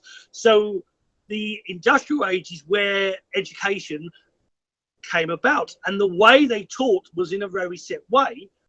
And that was down originally from the industrial age. And it's one of these really interesting things that if you look at cars 120 years ago, and you look to cars now, and you look at planes 120 years ago, and you look at planes now, and you look at phones 120 years ago, and you look at phones now, how much they've evolved, how much they've changed. But then look at the educational system. Is that any different? Has that changed? Another one, an interesting one, I'd throw it out there because I love space. Rockets. You look at how we track space in 120 years. Well, obviously, we go back to the 60s with rockets, but again, the certain things have never changed. Why? Why haven't they changed? Why hasn't the educational system caught up? Why hasn't it changed? That's the sort of questions we should be asking, because that's one of the reasons why we don't challenge things, why we don't say, you know, in a loving way. I don't mean an aggressive way to challenge people, but in a loving way. Hold up, do you realize that could offend somebody? Or, is putting it in a way that will just show a mirror. There's a Taoist viewpoint of showing a mirror to somebody, is that if they're doing something that you may be reacting to, show them a mirror, but also show that mirror to yourself, because there's a reason why you're reacting to that thing they've said, but it's also good for them to realize what they're saying. Oh, amen. Powerful medicine right there. Thank you for sharing that. Hey, but what do I know? Oh, seafood, Boggie. Oh, Boggie, you're such a laugh. Oh, Boggie, with your lightsaber over there. Look at you. A lightsaber very quickly. Uh-oh. Boggie, come back. Jedi, which was a group. Oh, can you hear me? Mm-hmm. Oh, don't worry. So I just want to make sure that everyone is getting their questions answered. Oh, yeah. Okay, perfect. Very nice. Question. Yeah. Chris. Sorry? So what do you think? Are your questions being answered? Slowly but surely, yes. Slowly but surely. Next one. Let's do another one. Another one. Another one. Oh god, it's so demanding. Right. I was thinking about the connection between people, and like I always look at people when I go into the supermarket, and I can't help but break into a brilliant smile when I see some of these people, because they're kind of like this. Oh, Completely miserable on their face. And like, you know why? Because people are just like going round them, not really making eye contact even. They don't really speak to them. And it's like, you just smile at them, make eye contact, you make that connection, and it's like, yeah, exactly. And it's wonderful. It's like that sense of gratitude. It's like, thank you, someone's seen me. And I find that a lot. The stone mask slips for a minute. Yeah. I think it's one of the most beautiful things, and I think it's also one of the saddest things, is to watch the mask slip, and then the saddest thing is to watch the mask go on afterward. So I want to bounce around again to something that I've been working on myself, trying to get it right in my brain as to. Excuse me a second. Just getting it out of the way. So. With the extremities of views, particularly in the Trump campaign, where people have sort of divided themselves off and split themselves so far away from each other that they can't actually come back in. And the best way I can explain this is veganism. So veganism is something I didn't really understand. Oh, I understand the tenets of veganism. It's, not eating any animal products from animals, not eating, dairy, meat, not eating honey, things like that. So I'm aware of the tenets of it, not wearing products made from an animal, So, but what I didn't understand is what takes a person from being all about love, if you like, love for a human being, love for an animal, wanting the best for that animal, through to the justification of injuring or harming another human being, right? For loving an animal. And it's like I was struggling with the justification, so I went out of my way, out of my comfort zone, to go learn what it is, what the messages were that vegans were receiving that pushes them so far up the path of justification for the actions that they then ultimately can take. I mean, not every vegan is going to go out and get angry in the world, but equally, some of them are, Right. A good example of this would be like Freely the Banana Girl. She's a big, well-known YouTuber, vegan YouTuber who she made her pop fame on YouTube from bad-mouthing people who eat meat, from condemning them to literal death for eating meat. And it was because she had faced so much backlash from people who did eat meat and who would tell her these very mean things. So she showed them the mirror, and people couldn't handle it, so to speak.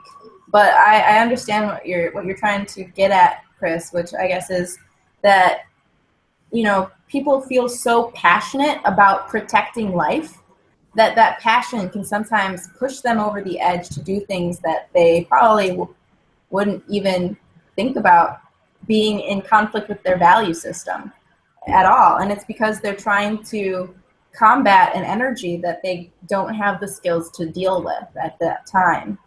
So they get triggered and they get reactive and frankly aggressive at the oppressor too, because it's been a very long time since veganism surfaced and has been promoting itself and has been trying to crack the psyche of America. But I want to call, again, to that cultural piece, that some cultures still hold meat in a respectable way. So indigenous cultures still hold meat in a respectable way. And to make sure that, you know, people understand that the mentality that veganism is trying to fight against is the capitalist mentality. It is the industrialized mentality. It's not, and not a lot of vegans are going to agree with me, and I'm not speaking for everyone who is vegetarian or vegan. For me personally, the reason why I chose to become a vegetarian, it was to combat capitalism and the industrialized farming industry, because it goes against my values. And a lot of people will oftentimes make the mistake of putting down eating meat in general. And I just want to call attention to the fact that meat is sacred. And the vegan movement rose up out of the fact that life is sacred. And we eat meat now without honoring that aspect. And I think that that's the frustration a lot of people are feeling, is that meat and don't see the spiritual connection to it. And that just will literally kill animals and don't see that they're killing themselves essentially spiritually by not honoring where that animal came from or who grew that animal or how that animal met its own death. So I think I got a little off topic there, but it's cool. That's what we do. Yeah. But what I was also alluding to is you can see that same pattern, that same push of not challenging their own value system coming through in other layers. And that sort of brings us back to this whole Trump campaign. You know, these people who are supposed to be liberals go out and say the most hateful things. And you end up with both camps saying, oh, you're so hateful, you've said this, and this. And then the other side will say the same thing back to them. And it's just like a game of ping pong. And you're just like, oh, okay. This is going to take a while to... What's the point? Yeah, they lost the point. I'm going to quote one of my favorite quotes, which is, the left wing and the right wing is still the same fucking bird. So if we're not going to change to a different bird, I don't see how we're going to end up in a different place. Right. Because, I mean, it's still, to me, it's still like, because then it just gets into semantics. Like, well, my God's bigger than your God. My dick's bigger than yours. Like, it's all the same fucking mentality. Like, about that too. Like, you know, oh, my belief system is superior to yours because it has this. Well, my belief system, they're all belief systems. Right. It's all the same thing. We're all talking about the same thing. It's all pain being stimulated in people. It's all fear. It's all unmet needs that are being suicidally expressed, to quote Marshall Rosenberg, one of my favorite authors. You know, it's people who are in pain, who are not handling their pain in an optimal way.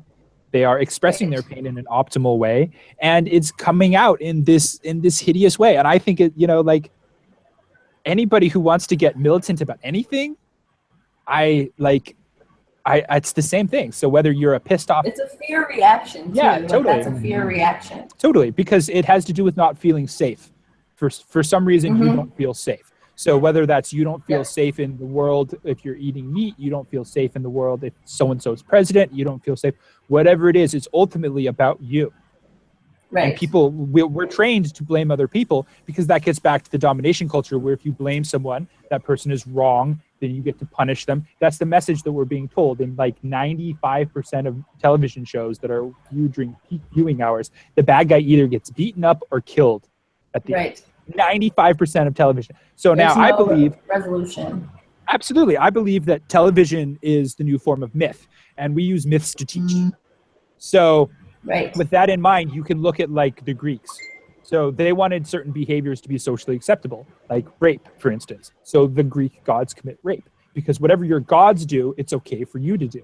Now we look at that in this current situation that we find ourselves in. What are all the celebrities doing? Those are our gods. What are we seeing on TV? Those are our myths. That's what's being illustrated for us. So we see violence. We see conflict. The bad guy gets beaten up. The bad guy gets killed.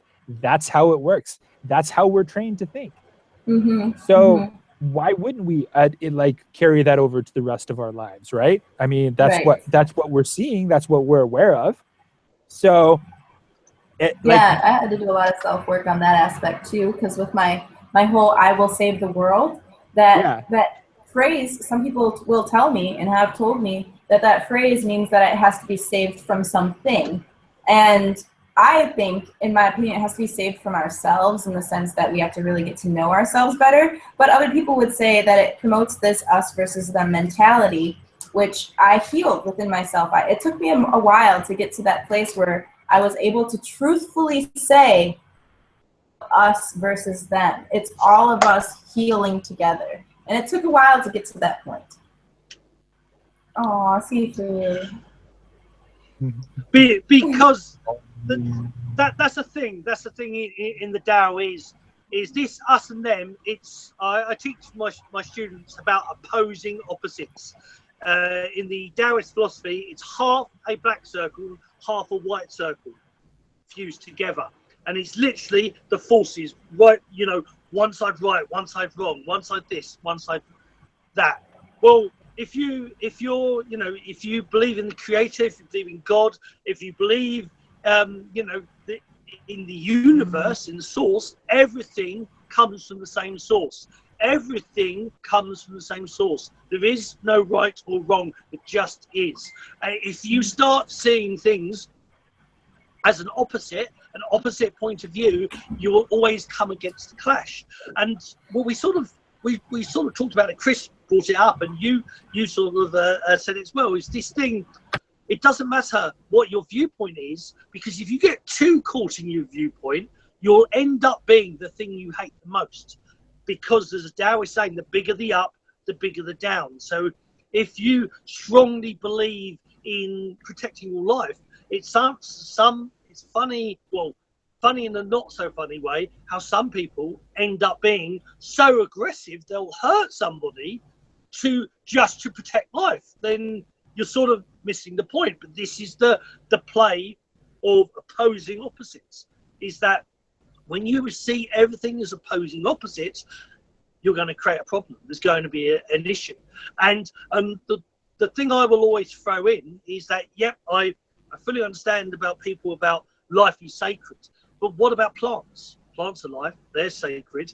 There is case studies showing that plants themselves, when you pull a leaf off a plant, it emits a frequency that's very similar to a scream. You can play music to plants and vegetables, and they'll thrive. Different plants will thrive to different types of music. And in the Buddhist and Taoist traditions, plants are as conscious as you and I. They've done case studies, quantum physics are doing case studies where they're saying that atoms appear to have consciousness. If atoms have consciousness, that means everything has consciousness. So therefore, everything is alive. Everything is sacred. So, if you're going to treat all animals as sacred, you should treat all plants as sacred too. This is why in ancient cultures they blessed everything. The prayer originally, giving grace, was the thanking for the hunter getting the food, but also the hunter would thank the animal itself. He would thank it for giving its life. But so did the farmer. The farmer, as he pulled out the plants, he would thank them. He would give it a blessing. Still in China, in a lot of the fields, they still do that. They still give the blessing. They still give the thanks, whether it's an animal or whether it's a plant. So it's this thing of everything is sacred, everything is balanced. Yet, we all have our own point of views, but try to see things from both sides. Otherwise, you get blinded. And that's the one thing you have to be aware of, is not getting blinded by your opinion or somebody else's. Right, okay, so it's really interesting that you guys are talking about this right now, because guess what holiday the United States is getting ready to celebrate in a couple days? Thanksgiving, which is this massacre. Notice how the other American goes. I know. It's like, it can be kind of painful, and capitalism will hit you in the face with buy this, buy that for the perfect Thanksgiving dinner. And I kind of want to call attention to the fact that when we sit down and give thanks, we're giving thanks for our family being around us, but not too often do I hear in my own family, so personally, from my personal experience, not too often do I hear them giving praise or honoring the people that grew the food that we're about to eat, or recognize where that food might have come from. So my dad in recent years has gotten better. Since my mom is vegetarian and I'm vegetarian and my sister doesn't eat meat often, my dad has gotten to buying a small Cornish hen for himself. And now he's buying the organic, local, like Nice. free range little chicken. But it took a while to get to that point to help like him understand that, you know, Thanksgiving is not only a time where we're thankful for the family that's around us. Thanksgiving is really like, it was the idea that the Pilgrims were sharing space with the Native Americans until they turned right around after Thanksgiving and killed all of them. But that's something we've kind of swept under the rug here in America. We kind of tend to forget that. But thanks to the Dakota Pipeline, the Dakota Access Pipeline, there are a lot more Americans educating themselves on Native American history. So again, I'm going to plug the pipeline again. So but yeah, so Thanksgiving is definitely an opportunity for all of our listeners out there and our viewers to remind themselves to give thanks for the people that grew the food and all the turkeys that died. Something in real quick. Just very quickly, not just on Thanksgiving, but every single freaking day. That's what I want to talk about. I was thinking the same thing. Yeah, just like Easter, Christmas, Halloween. Or, you know, we commercialize all these things because but by commercializing them, you take away the sacredness of them. You make it no longer sacred. And it's, you know, but it should be sacred every time you eat, you should be thankful. Every time you drink, you know, as Ethan says, you know, meet people and smile. Challenge yourself and challenge the people around you. Make them smile. You know, be Boggie. Boggie means the balance between chaos and calmness. And my first name, Tyso, means big trouble. I cause trouble by making people react, making people smile. I will happily be a raving lunatic if it makes people laugh, even if it's in fear or, oh my God, he's a nutter. But the point is that you need to make reactions. You make reactions to the world. That's how you make things happen. You know, Breezy. The name is all about this. You know, a beautiful, gentle breeze blowing the hair out of your face, but making you smile. That Breezy. Oh, you know, when you're hot, the breeze makes you smile. Yeah, and it's an awesome name. Yes, and that's the point. But this is the point. But we're also talking about challenge. You know, be grateful. The three ones in I'll say this and I'll shut up. The three ones in Taoist philosophy, the three pure ones is gratitude, unconditional love, and forgiveness. So you have gratitude for everything around you. You thank things. You know, thank the door for opening because it could be a real git and not open for you. You know, be grateful for everything you have, and you'll get more of it. It's the rule of the universe. Unconditional love. So loving, so you know they love everybody. My daughter, all the way up to about 12, she had an answer phone message saying, "Hello, it's Ketra. I love you." And, you know, and it was how she answered the world, how she greeted people. And it was she only stopped doing it because people said, oh, that's silly, that's childish. Personally, I want to slap those people, but then I tell myself off for wanting to do that. So then you have forgiveness, is that, yes, you will find people who are miserable. You will find people who disagree. Forgive them, or forgive yourself for reacting to them. But the point is, it's a daily process. It's something that the sacred side is making it go on and doing it as a daily thing. Every day, every moment. But hey, what do I know? I'm going to disagree with you slightly there, Boggie, but only ever so slightly. I think it's okay to react to people because that's what we do. We're human beings. We're reaction machines. We have emotions. And it's how we deal with those emotions that define who we are and our attitude to life. But I really love this idea of having gratitude for walking down the street and having gratitude for having oxygen in your lungs or enjoying a meal. I mean, these are such simple things, but we take them for granted every single day. And there are some people out there who might not have that opportunity to have fresh oxygen in their lungs because they have an illness that's going to take that away from them, or you know, some other tragedy might befall them that they weren't expecting. But we just take so much for granted, and it's lovely to hear. I mean, going beyond sort of the simple things of giving thanks for the food, but giving thanks to the people who grew the food. I mean, that's a wonderful message to put out there. Totally. All right, I'm going to take the floor for a second. I got a couple things to say. One of which is on the history of Native Americans. Howard Zinn's People's History of the United States. I was homeschooled. That book fucked me up forever. You want to find out some horrible shit about what happened to Native Americans? Read Howard Zinn's People's History of the United States. It has like entries from Christopher Columbus's, the priest who was on Christopher Columbus's boat. That will generally get your blood boiling if it wasn't boiling already. And the other thing I wanted to say is there's this thing about celebrating holidays, and this is it. So I'm a big believer in looking at what's not being said. So we have one day a year in America where we express gratitude. What is that telling you the rest of the year? We have one day a year that we all get dressed up in funny clothes. This has been a big one for me because I was homeschooled. I was allowed to dress however I wanted to my entire life. 30. Mm-hmm. I'm still doing it. So what is it saying? What is it actually saying when you have one day a year to get dressed up? That's saying the rest of the year you shouldn't get dressed up because you got that one day to do it.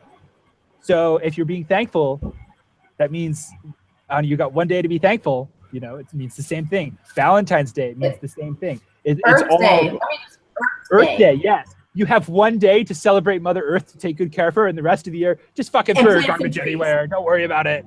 You know, like, so that to me is what I try to focus on, is what's not being said. Because what's not being said is usually a lot louder and deeper than what is being said.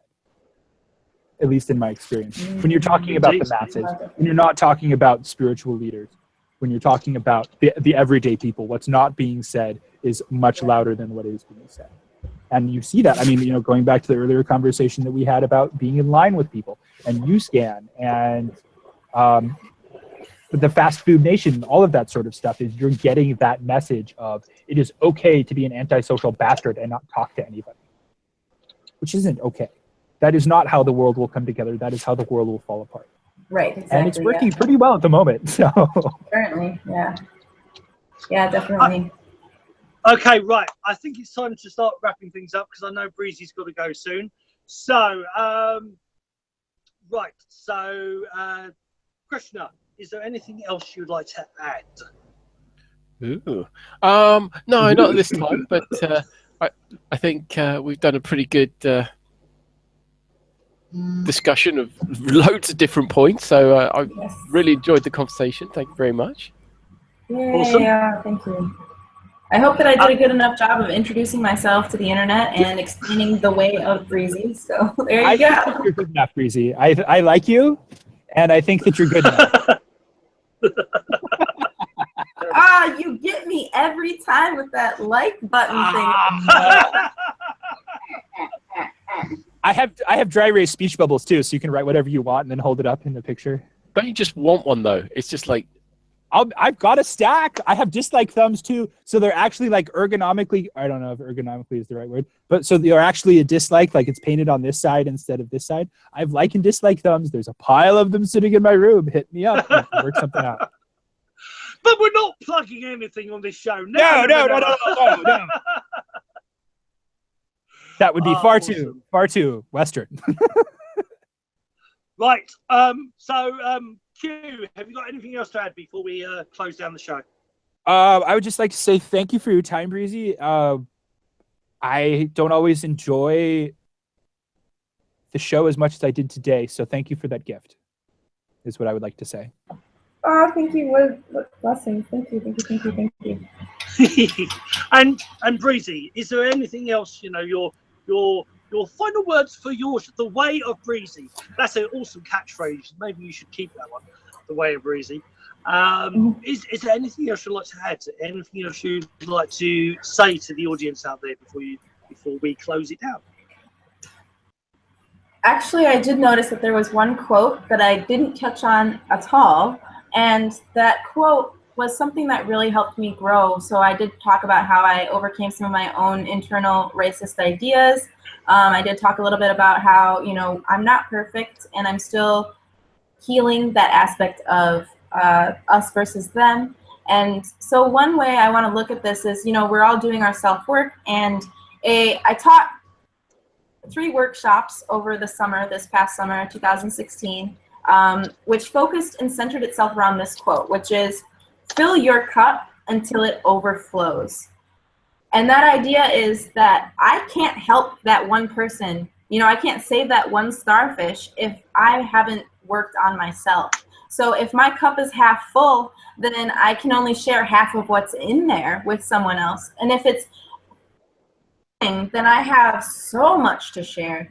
So I really encourage other people to do that self-work. So that theme really is self-love. And it's not selfish to have self-love. It's actually empowering. It's a tool. And so I really want everyone out there to understand that my mentality is about filling up my cup so I can better serve you, so I can better go out there and I can be a better superhero and work on saving the world in that way. So thank you very much for giving me this time to help share my overflowing cup with everyone that is listening today. I'm sorry, I got to add one quick thing, and that is we are each and every one of us responsible for 50% of any relationship.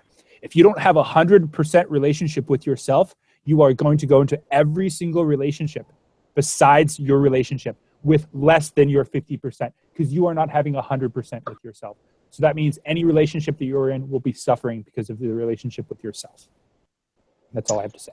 I'll shut up now, I promise.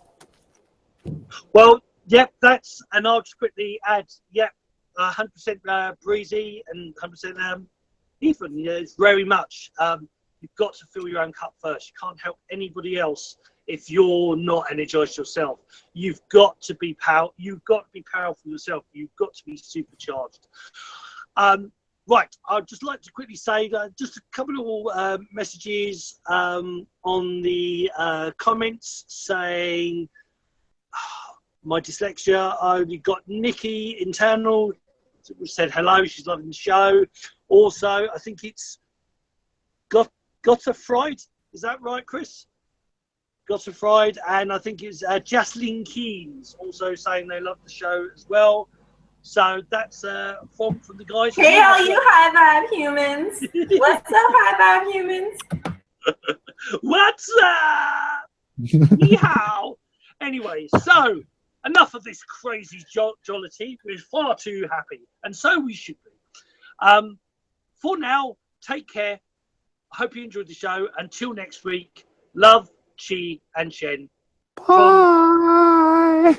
The guys, the beautiful Breezy, and myself. Awesome. See you later, guys. Take care. Peace. Bye. Bye-bye. Bye-bye. We're still live. Hi. Someone's